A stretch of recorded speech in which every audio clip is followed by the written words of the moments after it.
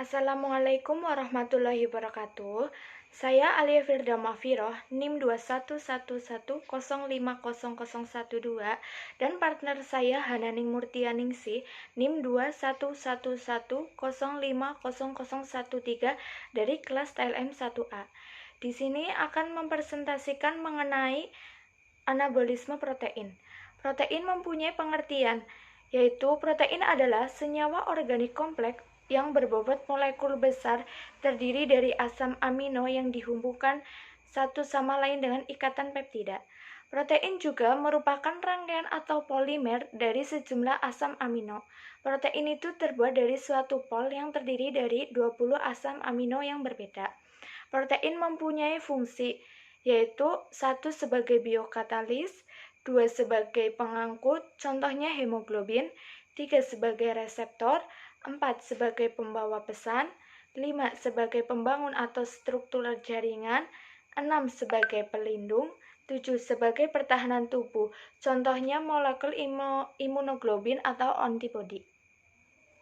Protein mempunyai struktur protein, yaitu ada 4 struktur protein yang terdiri 1 struktur primer. Struktur primer adalah ikatan peptida. Yang kedua, struktur sekunder. Struktur sekunder itu ikatan rantai samping asam amino, seperti ikatan hidrogen, ikatan hidrofobik, rantai samping besar, gugus amino dalam rantai.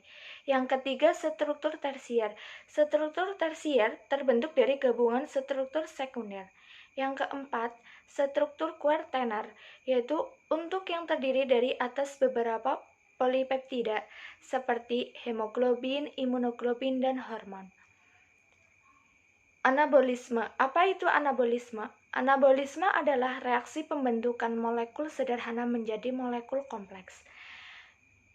Anabolisme mempunyai reaksi, yaitu reaksi anabolisme yang merupakan peristiwa sintesis atau penyusunan sehingga memerlukan energi dan dibentuk reaksi endergonik.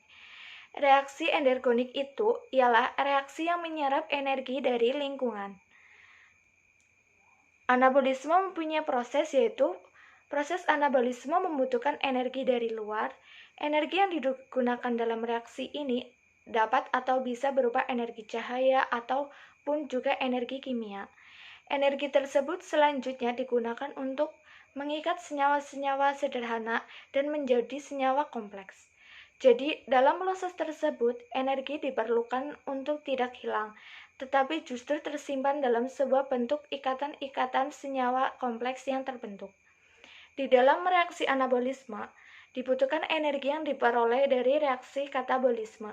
Reaksi pada sel tersebut dapat dikelompokkan menjadi dua kategori, yaitu reaksi anabolisme tersebut ialah suatu reaksi pembentukan, yakni terjadi sintesis molekul besar dari molekul sederhana ataupun kecil.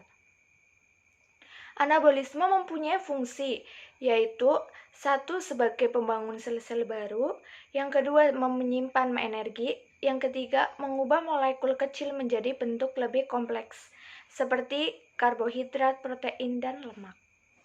Ciri-ciri proses anabolisme protein. Yang pertama, proses sintetis molekul kimia kecil itu menjadi molekul yang lebih besar.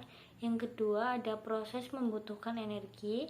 Yang ketiga, yaitu sebuah reaksi reduksi.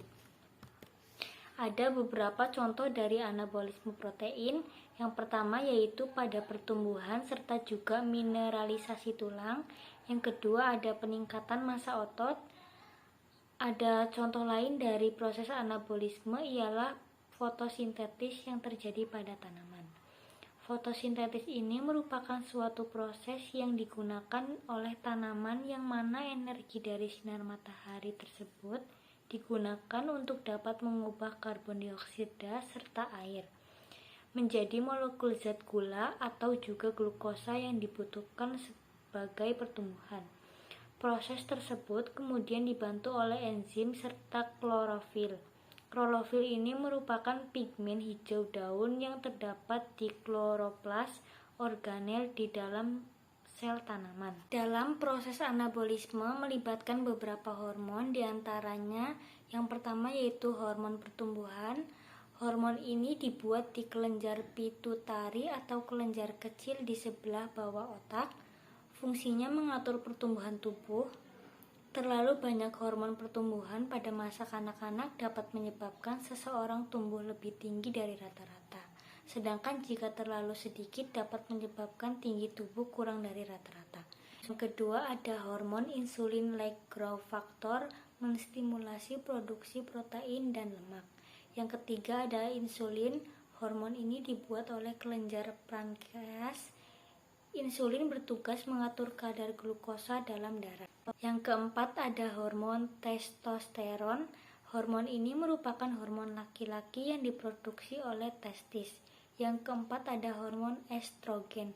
Hormon ini adalah hormon wanita yang diproduksi di dalam ovarium dan plasenta selama kehamilan.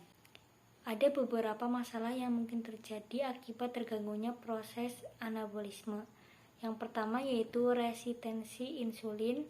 Kondisi ini terjadi ketika sel di dalam tubuh tidak dapat merespons sinyal yang dikirim oleh hormon insulin. Yang kedua ada defisiensi hormon pertumbuhan. Defisiensi hormon pertumbuhan terjadi ketika kelenjar pituitari tidak memproduksi cukup hormon pertumbuhan. Yang ketiga ada kadar testosteron abnormal. Biasanya disebabkan konsumen obat-obatan tertentu, misalnya steroid anabolik pada atlet. Yang keempat ada kadar estrogen abnormal. Di dalam tubuh terlalu tinggi akan mengakibatkan penyakit tiroid. Sekian, terima kasih. Wassalamualaikum warahmatullahi wabarakatuh.